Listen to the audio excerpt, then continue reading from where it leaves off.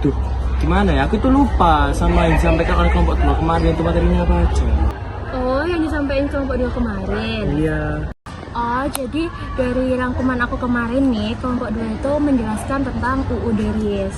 Nah, UU Deris ini merupakan konstitusi Republik Indonesia Serikat yang berlaku di Indonesia pada 27 Desember 1949 sampai 17 Agustus 1950 yang telah disetujui oleh Badan-Badan Perwakilan Daerah. Oh, gitu ya. Nah, tapi nih Hel, sebelum itu, pada 2 November 1949, Belanda nih akhirnya mengakui adanya kedaulatan Republik Indonesia Serikat dalam konferensi meja bundar yang ada di Den Haag. Terus ada nggak dasar hukumnya? Tentu ada dong. Jadi dasar hukum konstitusi RIS adalah keputusan Presiden RIS nomor 48 tanggal 31 Januari 1950 yang ada dalam UUD RIS 1945 itu sendiri. Wah, segitu ya Valen. Sekarang aku udah ngerti nih apa yang disampaikan oleh kelompok 2 kemarin. Terima kasih ya. Ya, sama-sama Hel. Hai guys, tapi nggak hanya itu aja loh. Hai guys, tapi nggak hanya itu aja loh. Pada masa itu, indikator negara demokrasi masih belum optimal. Kayak akuntabilitas yang masih terbatas, pergantian kekuasaan yang belum berjalan stabil, rekrutmen politik terbuka tidak sepenuhnya diterapkan, pemilu mulai berjalan tapi baru dalam fase awal, serta hak-hak dasar yang telah diterapkan seperti kebebasan berpendapat belum sepenuhnya kuat. Sekolah kita berjumpa. Hai guys, Halo kalian free Ji. nggak? Free banget nih. Ayo kita bahas kemarin materi yang jelas, Materi yang mana ini? yang tentang undang-undang dasar. Oh, iya, ayo. Nah, jadi gini nih, UUDS 1950 dibentuk setelah pembubaran Republik Indonesia Serikat karena tuntutan dari rakyat agar kembali ke negara kesatuan. Nah, UUDS ini bersifat sementara hingga terbentuk Undang-Undang Dasar tetap oleh konstituante hasil pemilu. Pada periode 1950 hingga 1959 ada ketidakstabilan politik yang ditandai oleh pergantian kabinet. Yaitu ada Kabinet Natsir, Sudirman, Wilopo, Ali Sastroamidjojo I, Burhanuddin Harahap, Ali Sastroamidjojo II, dan Juanda. Oh iya, seingatku kemarin pas dijelaskan itu Undang-Undang Dasar Sementara 1950 itu punya ciri khas. Yang pertama itu menggunakan sistem parlementer yang mana Perdana Menteri itu memiliki kuasa penuh atas pemerintahan. Yang kedua, presiden itu bersifat seremonial. Jadi hanya untuk pantas-pantasan saja. Terus apa lagi ya? Perasaan ada 3 kok kemarin. Apa ini? Kamu tahu tak? Ya, aku ingat kalau nggak salah itu kedudukan partai politik itu sangat kuat dan memiliki pengaruh besar terhadap pemerintahan. Oh iya. Terus apa lagi ya? Ada lagi nggak sih? Nah, jadi selanjutnya itu konstituante itu gagal untuk menyusun UUD yang baru. Jadi Presiden Soekarno itu mengeluarkan Dekret 5 Juli 1959 yang mengembalikan UUD 1945 dan mengakhiri masa UUDS 1950. Oh, oke Izul. Makasih udah dilengkapi ya. Iya. Oh ya, makasih ya udah mau diajak buat ngebahas materi PPKN kemarin. Aku ada kegiatan nih, aku mau balik dulu ya. Oh Iya Ji, silakan dilanjut lagi kegiatannya. Duluan ya. Iya Ji.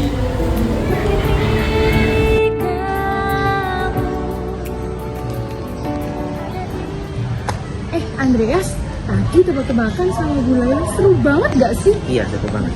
BTW, kamu dapat apa? Kalau aku dapat era reformasi, kalau kamu dapat apa? Kalau aku sih dapat era Orde Lama. Apa itu era reformasi? Nah, era Orde Lama itu era pada masa 1945 sampai 1966. Di sini, era Orde Lama dibagi menjadi 4 poin. Nah, poin pertama ada kondisi politik demokrasi liberal. Yang kedua ada kondisi ekonomi demokrasi liberal. Yang ketiga, kondisi politik di era demokrasi terpimpin. Dan yang terakhir ada kondisi ekonomi di era demokrasi terpimpin. Kondisi politik pada saat demokrasi liberal. Yang pertama, pergantian kabinet yang cepat. Seringnya pergantian kabinet akibat sistem multi partai dan koalisi berumur pendek menyebabkan ketidakstabilan politik. Yang kedua, hubungan pusat dan daerah. Pergantian kabinet berdampak pada hubungan pusat daerah yang mengakibatkan daerah merasa kurang diperhatikan dan mendorong separatisme. Yang ketiga, pemilu pertama 1955. Pemilu pertama dengan 4 partai besar yakni PNI, Masyumi, NU, PKI sebagai pemenang. Yang keempat, kemacetan Dewan Konstituante. Dewan Konstituante gagal menyusun konstitusi baru, memicu dekrit Presiden 5 Juli 1959. Yang terakhir, dekrit Presiden 5 Juli 1959. Soekarno mengeluarkan dekrit untuk mengembalikan Undang-Undang Dasar 1945, membubarkan Dewan Konstituante dan membentuk MPR. Kondisi ekonomi pada saat demokrasi liberal. Yang pertama, Gunting Syafruddin, yakni kebijakan memotong uang kertas untuk mengurangi uang yang beredar. Yang kedua, gerakan Benteng, yakni mengubah struktur ekonomi kolonial menjadi nasional. Yang ketiga, sistem Alibaba, yakni kebijakan mengutamakan pribumi dalam ekonomi. Yang keempat, persetujuan finansial ekonomi atau yang kita sebut FINEK, yakni menghapus hasil KMB dan menetapkan hubungan dengan Belanda berbasis hukum nasional. Yang kelima, gerakan As-Saad, yakni mengeluarkan lisensi khusus untuk pengusaha pribumi. Yang keenam, rencana pembangunan 5 tahun atau RPLT, yakni Biro Perancang Negara menyusun RPLT untuk pembangunan. Yang ketujuh, Musyawarah Nasional Pembangunan atau MUNAP, yakni merumuskan rencana pembangunan menyeluruh. Kedelapan, nasionalisasi perusahaan asing, yakni mengambil alih perusahaan asing untuk negara. Kondisi politik di era demokrasi terpimpin. Kekuasaan politik berpusat pada Presiden Soekarno, tentara, dan PKI. Demokrasi terpimpin bercorak otoriter yang mengakibatkan tentara memasuki politik sementara Masyumi yang mewakili Islam politik terpinggirkan. Kondisi ekonomi di era demokrasi terpimpin. Ekonomi memburuk dengan masalah ekspor dan investasi yang merosot, cadangan devisa menipis, inflasi tinggi, dan harga kebutuhan pokok mahal. Penyebabnya antara lain yakni gejolak politik, konfrontasi dengan negara lain, anggaran negara yang boros, serta kebijakan yang gagal. Nah, kamu kan udah tahu nih apa era Orde Lama itu. Sekarang giliran kamu yang kasih tahu aku apa itu era reformasi. Oke, jadi era reformasi yaitu era pasca Soeharto di Indonesia dimulai pada tahun 1998. Tepatnya saat kejatuhan Soeharto Presiden Soeharto mengundurkan diri pada 21 Maret 1998 dan digantikan oleh wakil presiden saat itu yaitu B.J. Habibie. Latar belakang munculnya era reformasi yaitu satu, pergerakan mahasiswa dan tekanan internasional. Yang kedua, krisis ekonomi 1997. Dan yang ketiga, korupsi, kolusi, dan nepotisme atau bisa disebut dengan KKN. Dan yang keempat yaitu kondisi politik era reformasi. Dan yang kelima, masa pemerintahan pasca reformasi.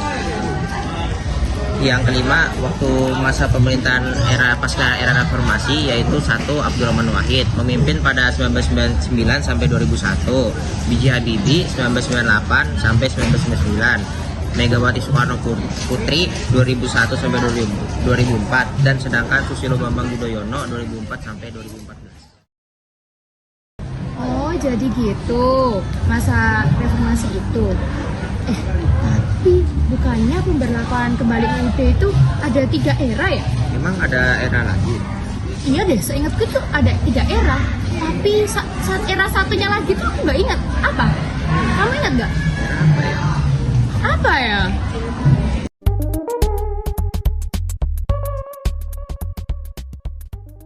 Hai, Orde Baru. Oh, ternyata Orde Baru. Iya betul. Jadi setelah Orde Lama ada Orde Baru. Setelah Orde Baru ada Reformasi. Seperti itu. Nah, gini ya. Jadi Orde Baru itu dilatar belakangi dengan pemerintahan Presiden Soeharto pada tahun 1966. Nah, kemudian muncullah surat perintah 11 Maret Supersemar dan muncullah Orde Baru. Nah, lalu situasi politik dan ekonomi di Orde Baru yaitu yang pertama politik, yaitu penyederhanaan partai politik. Contohnya kayak Partai Persatuan Pembangunan atau PPP, itu kayak kumpulan dari Partai NU, Parmus, Perti, dan PSII. Nah, kemudian ada dui fungsi ABRI atau kekuatan pertahanan keamanan, pemilu 1971 atau pemilihan presiden ditetapkan oleh MPR. Nah, kemudian ada pedoman penghayatan dan pengamalan Pancasila atau P4. Nah, kemudian di situasi ekonomi ada stabilitas ekonomi dengan pengendali inflasi. Kemudian ada kebijakan ekonomi terpusat. Nah, di masa Orde Baru itu mengalami pertumbuhan ekonomi namun tidak merata, menciptakan kesetimpangan sosial dan ketergantungan sumber daya alam, dan akhirnya Soeharto mundur pada tanggal 21 Mei 1998 dan menandakan era Orde Baru selesai. Seperti itu. Oh, ternyata gitu. Wah, terima kasih banyak Ocha atas penjelasannya. Kamu sangat menyelamatkan kita di saat bingung. Ada era apa lagi ya satunya?